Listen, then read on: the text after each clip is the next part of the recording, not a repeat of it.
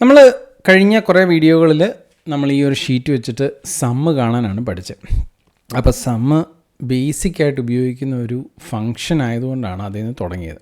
അപ്പം നിങ്ങൾക്കറിയാവുന്ന പോലെ എക്സലിൻ്റെ ഒരു മെയിൻ യൂസേജ് എന്ന് പറഞ്ഞു കഴിഞ്ഞാൽ ഇതുപോലുള്ള കാൽക്കുലേഷൻസ് ഒന്നല്ല, മൾട്ടിപ്പിൾ കാൽക്കുലേഷൻ, കോംപ്ലക്സ് ആയിട്ടുള്ള കാൽക്കുലേഷനൊക്കെ ചെയ്യാൻ എക്സലാണ് പൊതുവെ ഉപയോഗിക്കുന്നത്. ഇതൊരു ബേസിക്കായിട്ട് ഡാറ്റാബേസ് പോലെ പോലും പല കമ്പനികളും ഉപയോഗിക്കാറുണ്ട്. അപ്പം ഈ പറയുന്ന ഫങ്ഷൻസ് എല്ലാം ജസ്റ്റ് ഒന്ന് ഇൻട്രൊഡ്യൂസ് ചെയ്യാമെന്ന് ഓർത്തു. എല്ലാമല്ല, ചിലതെങ്കിലും എവിടെയാണ് എങ്ങനെയാണെന്നൊക്കെ ഉള്ളത്. അപ്പം നമ്മൾ മുമ്പേ പഠിച്ചു, ഏത് ഫോർമുല എൻ്റർ ചെയ്യണമെങ്കിലും ഏതെങ്കിലും സെല്ലിൽ ക്ലിക്ക് ചെയ്തതിന് ശേഷം ഈക്വൽ ടു ക്ലിക്ക് ചെയ്യുക, എന്നിട്ട് നമ്മൾ അതിൻ്റെ ഫംഗ്ഷനാണ് വിളിക്കുന്നത്. ഇപ്പോൾ നമ്മൾ അഡീഷനാണ് നടത്തുന്നതെങ്കിൽ സം എന്ന് പറയുന്ന ഫംഗ്ഷൻ വിളിക്കും. അതിനുശേഷം ഡേറ്റ കൊടുക്കും. അപ്പം ഈ കാണുന്ന ഡേറ്റ കൊടുക്കുന്നു, നമ്മളിങ്ങനെ മൗസ് വെച്ച് സ്ക്രോൾ ചെയ്യുന്നതനുസരിച്ച് അത് സെലക്ട് ആകുന്ന നിങ്ങൾക്ക് ഇവിടെ കാണാം. അതിനുശേഷം ക്ലോസ് പാരാന്തസിസ് കൊടുത്തു കഴിഞ്ഞാൽ അത് സെലക്ട് ആവും. അപ്പം ഇവിടെ ഈ കാണുന്ന ഭാഗത്തിനെയാണ് നമ്മൾ ഫംഗ്ഷൻ എന്ന് വിളിക്കുന്നത്. ഇതിനെ വിളിക്കുന്നത് ആർഗ്യുമെൻ്റ് എന്നാണ് വിളിക്കുന്നത്. അപ്പോൾ ഫംഗ്ഷനും ആർഗ്യുമെൻറ്റും ഏത് ഫോർമുലയും സ്റ്റാർട്ട് ചെയ്യുന്നത് ഈക്വൽ ടു സിമ്പിൾ വെച്ചിട്ടായിരിക്കും. ഇതൊരു ബേസിക് റൂളാണ്, നിങ്ങൾക്ക് എപ്പോഴും ഓർത്തിരിക്കാം. അപ്പം ഇത് നമുക്ക് മാനുവലി ടൈപ്പ് ചെയ്യാമെന്ന് പറഞ്ഞു കഴിഞ്ഞാൽ സമ്മ ആയതുകൊണ്ട് എളുപ്പമുണ്ടായിരുന്നു, നമുക്കിങ്ങനെ ഓർത്തിരിക്കാൻ എളുപ്പമുണ്ട് സമ്മ. പക്ഷേ ഓരോന്നും നമുക്ക് ഫങ്ഷൻസ് ഓർത്തിരിക്കുക എന്ന് പറഞ്ഞാൽ ഭയങ്കര പാടാണ്. അപ്പം എക്സലിലെ ഫങ്ഷൻസ് എല്ലാം എവിടെയാണ് കിടക്കുന്നത് എന്ന് നമുക്കൊരു ചോദ്യം വരും. നമുക്കത് കിടക്കുന്നത് ഈ ഫോർമുല എന്ന് പറയുന്ന ടാബിലാണ്.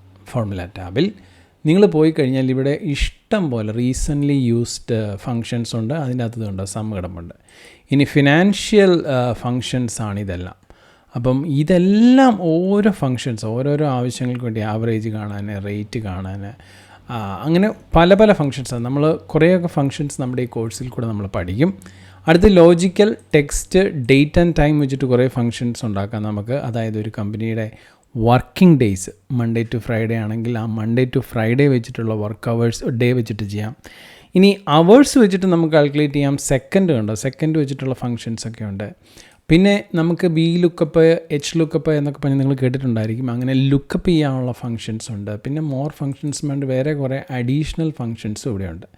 എല്ലാ ഫങ്ഷൻസും നിങ്ങൾക്ക് ഒരുമിച്ച് കാണണമെങ്കിൽ ഈ ഇൻസേർട്ട് ഫങ്ഷൻസിൽ കൊടുത്തു കഴിഞ്ഞാൽ ഇത് കണ്ടോ, ഇവിടെ സെലക്ട് എ കാറ്റഗറി പറയുന്നുണ്ട്. ഓൾ എന്ന് കൊടുത്തു കഴിഞ്ഞാൽ ഇതുണ്ടോ, എ ബി എസ് എന്ന് തുടങ്ങി അങ്ങനെ അങ്ങ് പോവുകയാണ്. എ ടു ഇസഡ് വരെയുള്ള ഫങ്ഷൻസ് ഉണ്ട്. അപ്പോൾ ഇത്രയും ഫങ്ഷൻസ് എക്സലിലുണ്ട്. ഈ ഓരോ ഫങ്ഷൻസിനും അതിൻ്റേതായ ഉത്തരവാദിത്തം, ധർമ്മവും ഡ്യൂട്ടിയൊക്കെ ഉള്ളതാണ്. അപ്പം കോമൺലി യൂസ്ഡ് ആയിട്ടുള്ള പല ഫങ്ഷൻസും നമ്മൾ നോക്കും.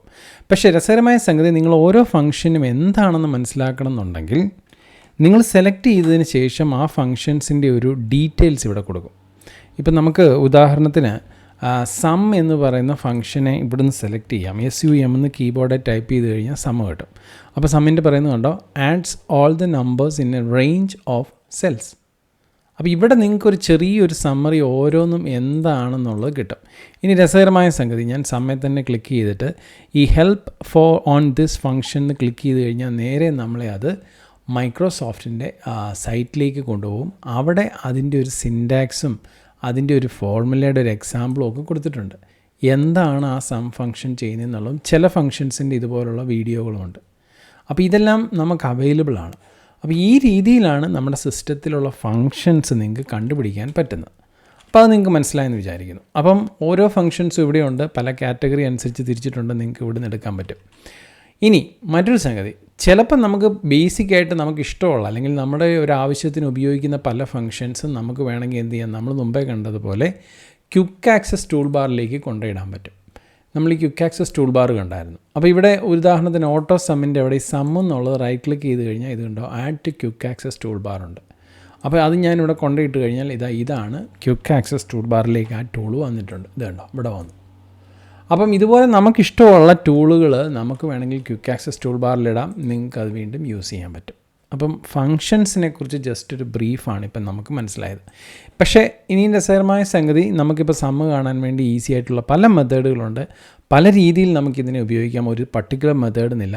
ഉദാഹരണത്തിന് ഇപ്പം ഇവിടെ നിന്നിട്ട് ഈ ഒരു വാല്യൂസിൻ്റെ എല്ലാം സമ്മ് ആണെങ്കിൽ നമ്മൾ മുമ്പേ പഠിച്ചു ഫോർമുല എഴുതാൻ. ഇനി മറ്റൊരു മെത്തേഡ് ഇവിടെ കണ്ടോ, ഇവിടെ ഓട്ടോ സം എന്നും പറഞ്ഞുകൊണ്ട് ഒരു ടാബ് ഓൾറെഡി പ്രീ ഡിഫൈൻ ചെയ്ത് കൊടുത്തിട്ടുണ്ട്. അവിടെ നിങ്ങൾക്ക് സമ്മ്, ആവറേജ്, കൗണ്ട്, മാക്സിമം, മിന്ന് എല്ലാം കൊടുത്തിട്ടുണ്ട്. ഇതിൽ നമുക്ക് സം എന്ന് പറഞ്ഞ ഫംഗ്ഷനാണ് ഇപ്പം നമ്മൾ പഠിച്ചത്. ക്ലിക്ക് ചെയ്ത് കഴിഞ്ഞാൽ ഇതുണ്ടോ, ഓട്ടോമാറ്റിക്കായിട്ട് എക്സൽ തന്നെ അതിൻ്റെ ഒരു ഐഡിയയിൽ നമുക്കൊരു സെല്ല് സെലക്ട് ചെയ്ത് നിൽക്കുക. Sum B4 to B8. Just നമ്മൾ എൻ്റർ പ്രസ് ചെയ്താൽ മതി, ഇത് അവിടെ വാല്യൂ വന്നു. ഇനി ഇതേ ഓപ്പറേഷൻസ് എനിക്ക് ഇവിടെ നടത്തണമെന്നുണ്ടെങ്കിൽ നമ്മൾ മുമ്പേ പഠിച്ച പോലെ ഈ സെല്ലെ സെലക്ട് ചെയ്യുക. ഈ സെല്ലിൻ്റെ കോർണറിൽ ഏറ്റവും റൈറ്റ് ഹാൻഡ് സൈഡ് ബോട്ടത്തിൽ വന്നതിന് ശേഷം ഇതുപോലൊരു ക്രോസ് നിങ്ങൾക്ക് കിട്ടും. ഈ ക്രോസ് കിട്ടിക്കഴിഞ്ഞാൽ മൗസ് ഹോൾഡ് ചെയ്ത് നിങ്ങൾ ഡ്രാഗ് ചെയ്യുന്നതെല്ലാം ആ സെല്ലിനെ റിലേറ്റീവ് റെഫറൻസ് വെച്ചിട്ട് അതിൻ്റെ ഇൻഫർമേഷൻ സെല്ല് ഫോർമുല കോപ്പി ചെയ്യും. അപ്പോൾ ഇവിടെ നമ്മൾ സമ്മ ഉപയോഗിച്ചത്, ഇവിടെയും സമ്മാണ്, പക്ഷേ ഒരു വ്യത്യാസം നോക്കിയോ, ഇവിടെ B4 to B8 ആണെങ്കിൽ ഇവിടെ വരുമ്പോൾ അത് C ആയി മാറും, C4 to C8 ആയി മാറും. നിങ്ങൾ അബദ്ധവശാൽ ഏതെങ്കിലും കീയിൽ ഇതുപോലെ സെലക്ട് ചെയ്തിട്ട് ക്ലിക്ക് ചെയ്യുവാണെങ്കിൽ എസ്കേപ്പ് കീ പ്രസ് ചെയ്താൽ മതി. ഇനി ഇവിടെ വന്ന് നിങ്ങൾ നോക്കുവാണെങ്കിൽ some of I4 to I8 വരും. അത് നമ്മൾ മുമ്പേ പഠിച്ചതാണ്. അപ്പോൾ അത് ക്ലിയർ ആയെന്ന് വിചാരിക്കുന്നു. ഇനി പക്ഷേ എപ്പോഴും അത് ശരിയാകണമെന്നില്ല. ഇപ്പം ഞാൻ ഇവിടെ വന്നിട്ട് ടോട്ടൽ സം ചെയ്യാൻ വേണ്ടി ഇവിടെ വന്ന് ക്ലിക്ക് ചെയ്തിട്ട് ഇവിടെ ഓട്ടോ സം കൊടുത്ത് സമ്മ് ക്ലിക്ക് ചെയ്ത് കഴിഞ്ഞാൽ ഇവിടെ സിസ്റ്റം എടുത്തേക്കുന്നത് തെറ്റാണ്. ശരിക്കും പറഞ്ഞു കഴിഞ്ഞാൽ എനിക്ക് സമ്മ് വേണ്ടത് E4 to E6 അല്ല, മറിച്ച് ഈ പറയുന്ന B7 to D7 ആണ് വേണ്ടത്. അപ്പം ഇങ്ങനെ തെറ്റായിട്ട് വന്നിട്ടുണ്ടെങ്കിൽ നമുക്ക് മാനുവലി അത് ചൂസ് ചെയ്യാനും പറ്റും. ഇനി വേറൊരു കാര്യം കൂടെ നിങ്ങളെ കാണിക്കാമെന്ന് ഓർത്തു. എനിക്കിപ്പം ഈ ഫോർമുല ഞാൻ താഴോട്ടോട്ട് കൊണ്ടുവരികയാണ്. Okay, fine. ഇനി ഞാൻ ഇവിടെ നിന്നിട്ട് വീണ്ടും ഒരു സം ഫംഗ്ഷൻ കോൾ ചെയ്യുകയാണ്. സം ഈസ് ഈക്വൽ ടു, നമ്മളിപ്പോൾ കണ്ടതല്ല ഇതുപോലെ ഇങ്ങനെ സെലക്ട് ചെയ്യുന്ന മാത്രമാണ്. പക്ഷേ അതല്ല, എനിക്കിപ്പോൾ ഒരു ഉദാഹരണം പറഞ്ഞു കഴിഞ്ഞാൽ ഇത് മൊത്തം ഒന്ന് സെലക്ട് ചെയ്യണമെങ്കിലോ, അങ്ങനെ സെലക്ട് ചെയ്തിട്ട് എനിക്ക് സം എടുക്കാൻ പറ്റുമോ? പറ്റും. നമുക്ക് നോക്കാം. Is equal to sum of ഇത് മൊത്തം സെലക്ട് ചെയ്യണം, എനിക്ക് സെലക്ട് ചെയ്യാം. എന്നിട്ട് ക്ലോസ് പാരാന്തസിസ് കൊടുത്ത് എൻ്റർ അടിച്ച് കഴിഞ്ഞാൽ മൊത്തം വാല്യൂ കിട്ടും.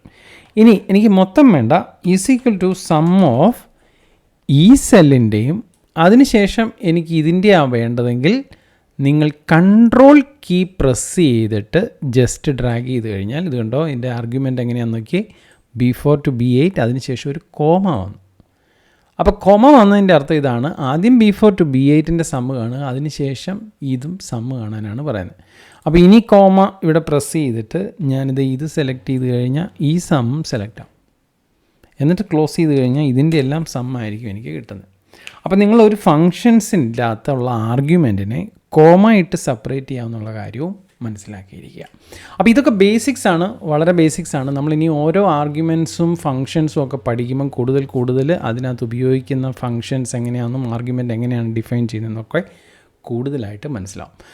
അപ്പം ഇത്രയും കാര്യങ്ങൾ നിങ്ങൾക്ക് മനസ്സിലായെന്ന് വിചാരിക്കുന്നു. ബേസിക്കായിട്ട് ഫങ്ഷൻസിൻ്റെ ഒരു ഐഡിയ നമുക്ക് കിട്ടാൻ വേണ്ടിയാണ് ഈ ഒരു വീഡിയോയിലൂടെ നിങ്ങളെ അത് പരിചയപ്പെടുത്തിയത്. അപ്പോൾ നമ്മളിനി അടുത്ത വീഡിയോകളിൽ കൂടുതൽ ഫങ്ഷൻസ് പഠിക്കാൻ പോവുകയാണ്.